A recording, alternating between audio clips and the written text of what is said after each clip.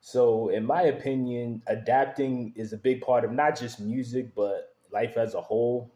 But sometimes you'll have some people who they have the luxury of not needing to adapt or just simply not wanting to adapt, I bring this up because Schoolboy Q recently did an interview a few weeks ago where he talked about several things such as his new album, but then he also talked about like hip hop as a whole.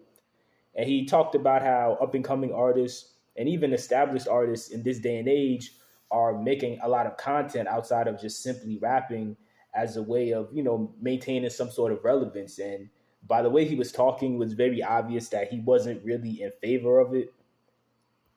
And on one hand, I get the point he's trying to make. Like basically he's saying that fans these days are feeling very entitled and they want access to you all the time, and they're not understanding that you may be going MIA for a little while, not because you're trying to be mysterious, but because really you just may have real life stuff that you're dealing with, and you just get really busy, right? That happens to pretty much everybody, right? And he also brings up a fairly good point about saying how many artists in this day and age, they will make content about almost anything, even if they don't like it. And again, they're making the content not because they don't like it, but because in this day and age, the algorithm is king, and he who controls the algorithm or she who controls the algorithm is king.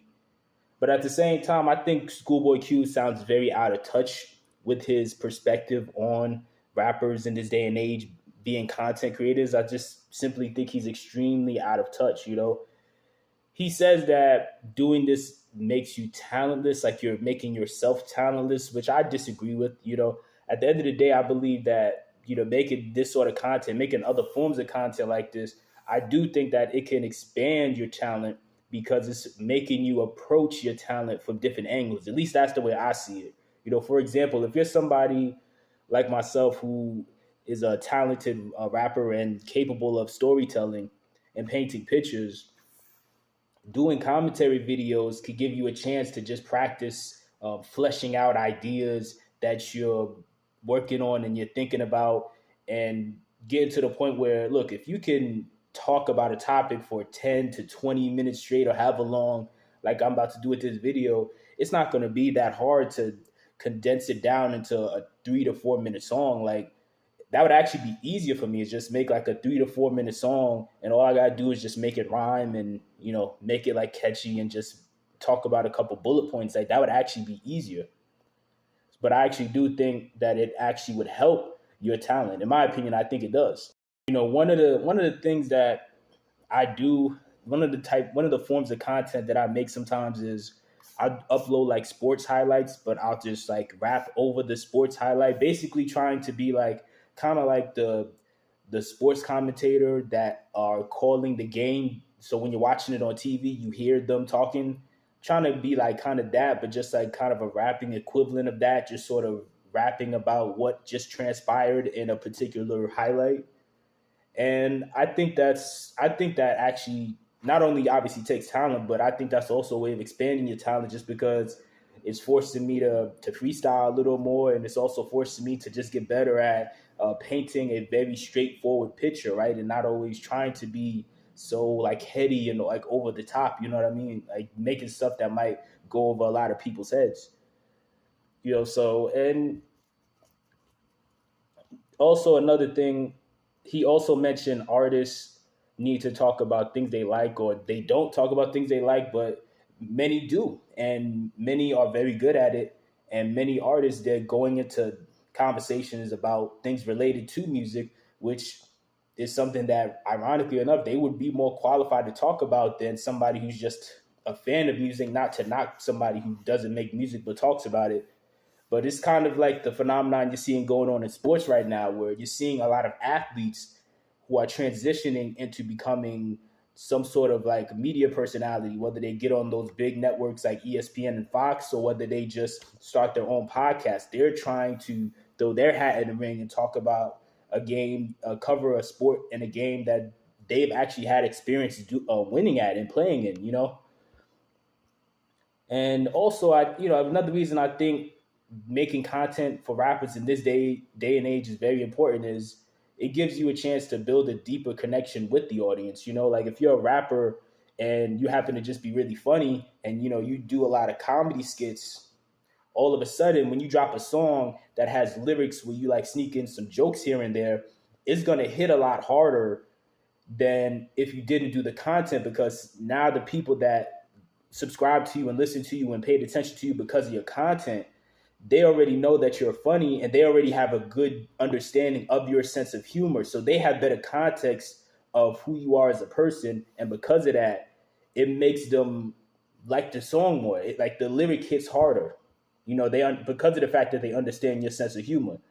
Or for example, if you're a rapper that can cook, any reference you have to like food in your songs is gonna hit harder if a bunch of your followers were subscribed to like your cooking show. Like, you know what I mean? Like if you're somebody like Action Bronson or whatever who has a cooking show, it's gonna hit a lot harder if you have a lyric making a reference to food, because people already know how important food is to you. And if they're following him, there's a good chance that food's also really important to them. So it can hit people on a deeper level. It makes people a little more connected to you. Fans in this day and age, they want to support you more. At least in my opinion, from what I've observed, they want to support you more if they have more rapport with you, which is extremely important in this day and age. Whether you want to call the fans entitled or not, at the end of the day, they want to buy into more. They want to more so buy into you as a person, like you as a person in totality, instead of just buying into the song and the persona that you're trying to sell them in the songs. Because a lot of artists, a lot of fans in this day and age, they recognize that a lot of artists aren't even what they make themselves out to be in their songs. So they want to get another peek inside to who you are and feel as though you're somebody that they could relate to more and they could see themselves in. Another reason why I think it's important for artists to make content now is because it could be a pathway to make more money outside of working a day job. And that's extremely important because it would allow them to still use their creativity in some capacity while being able to pay their bills. Because otherwise, if you're trying to just make money just off of music, you're gonna have to have to build up just a following just on music and turn that into a profitable business, which is way more difficult compared to if you're somebody just making content, compared to if you're somebody making music and content, and you could try to fast track your career by trying to monetize that content and then using that to reinvest it in your music. But really, like ScHoolboy Q really doesn't understand that. Like he can't relate to that. And I'm gonna get back to him not being able to relate to that later. But what a lot of underground indie artists understand is working a day job where you might have to work anywhere from like 8 to 18 hours a day. It's extremely exhausting. It's extremely time consuming. And it just drains you spiritually to the point where you really don't have a whole lot of juice left to try to make songs all day. Like you're not in a position where you could just afford to do that. In this day and age, like, and in business as a whole, a lot of times it's better to try to take those baby steps to get to the bigger goal. Many artists are approaching this opportunity with the internet and their music career and the business they're trying to build, their own personal music business. They're approaching it from the understanding and the business savvy understanding of, hey, it would be more profitable if I made content right now and then was able to pay my bills with the content and then funnel part of that money back into making the music. I wanted to real quick, I want to go back to Q not being able to relate to artists in this generation. And like I said, in my opinion, I think he sounds really out of touch because he can't relate to artists in this generation. Q, and it's for several reasons. Number one, the average indie artist in this era that's trying to blow up they're trying to do it all by themselves. Like they don't have a choice. They're building it all by themselves, which is something Q never had experience with, because from a relatively early point, he came up in an environment where there was already an established infrastructure. Even before TDE blew up, TDE already had a system established to where people like Schoolboy Q, Kendrick, J Rock, and Ab Soul, all they had to do was just rap all day. That they were afforded that luxury because Top Dog, Punch, and Dave Free were the ones focusing on actually building the business. So Q's not understanding where a lot of indie artists in this day and age are coming from, where they have to be the ones to build it up themselves. They don't have a Top Dog or Dave Free or Punch to worry about the other stuff. They got to worry about the other stuff.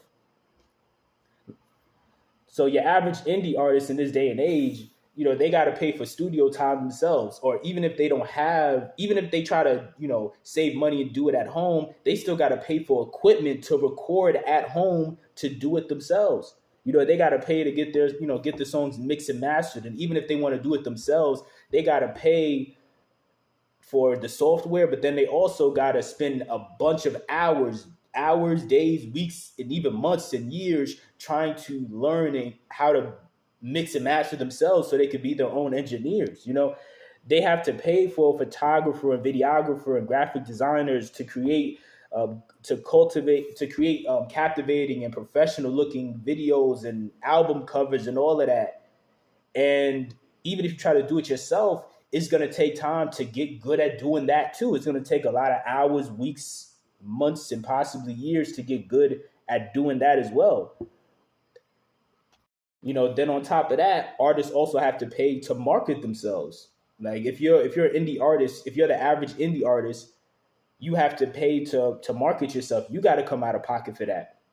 Whether it's using playlists, like whether it's using platforms like Playlist Push or whatever to pay to get you on a playlist, or whether it's paying for ads, like whatever the case may be, you got to come out of pocket, and that stuff becomes very expensive very fast. Not to mention you got to spend time trying to network and trying to brand yourself, trying to figure out what brand you want to go with and how to brand yourself. And then on top of that, you got to also figure out, on top of all those things, because all those things I just listed cost a lot of money. A lot of fans don't realize that because they don't make music, so they're not the ones that have to shell out the money to do that. But all of those things I just listed are very costly. On top of it being costly, you got to figure out how in the world to make this profitable at the end of the day. How in the world to make this money back. And Q didn't have to worry about that. All he had to do was just rap. He didn't have to be the one to also figure the rest out too. And again, like I mentioned earlier, many artists in this generation, as they're trying to do all of that and figure out how to make it profitable, what they're realizing is, hey, making content could be a faster, like a fast track way to get to the point of profitability. That way I could have something to funnel it, something that I could funnel back into the music.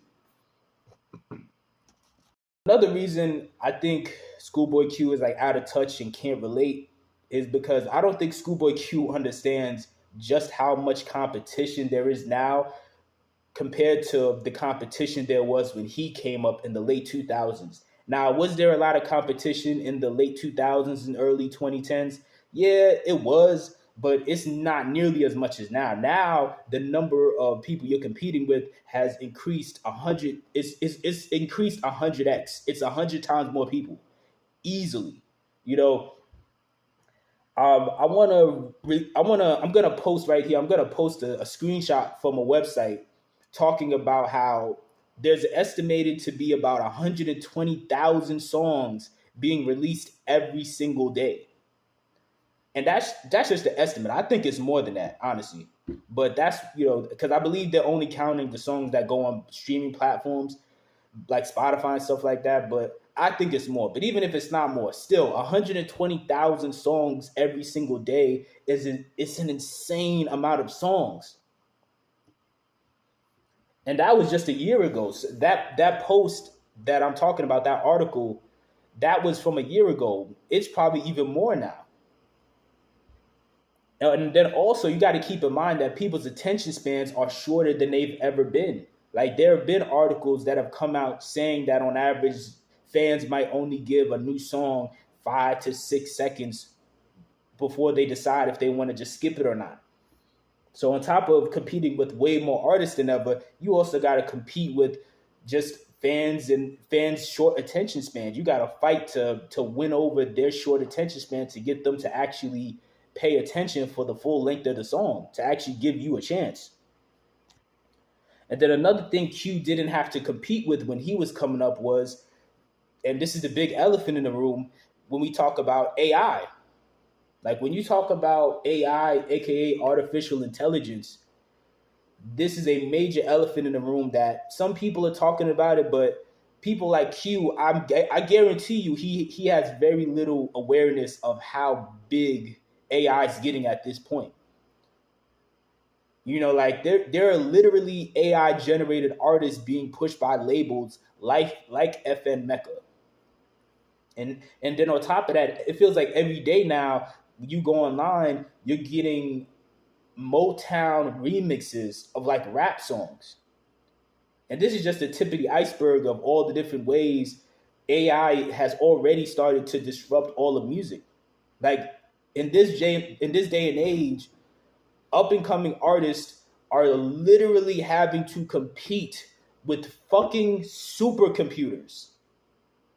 Like no cap, they are literally competing. Like we are literally competing not just with 120,000 artists dropping every single day and people's short attention spans because we live in like a post Vine universe, but also people are competing with literal supercomputers. So artists are going to look for any advantage they can. And so for many artists, one of the ways they're recognizing that they could, one of the things that they're recognizing that they could do to cut through the noise to try to gain some traction and build up a following is making content. Whether it's sports commentary, whether it's music commentary, whether it's cooking, whether it's you vlogging, traveling, boxing, yoga, whatever type of other content that you can get into, artists in this day and age, they're trying to put more of themselves out there and trying to find other ways to reel people in.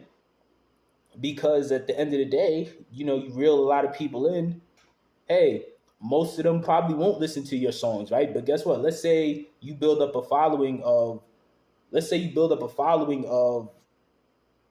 100,000 people, at least, you know, a couple thousand of them will give your song a chance. Even if 90% of them don't check it out, even if you could get like 10,000 of them to check it out, that's still a world of a difference. Because let's say out of that 10,000, half of them actually like it and they go out of their way to buy your merchandise and pay for your song. That's going to make a world of a difference for somebody who's trying to build up a music business by themselves. But this went on a bit longer than I expected to go on for. But let me know what your thoughts are in the comment section below. If you listen to this whole video, I really appreciate it.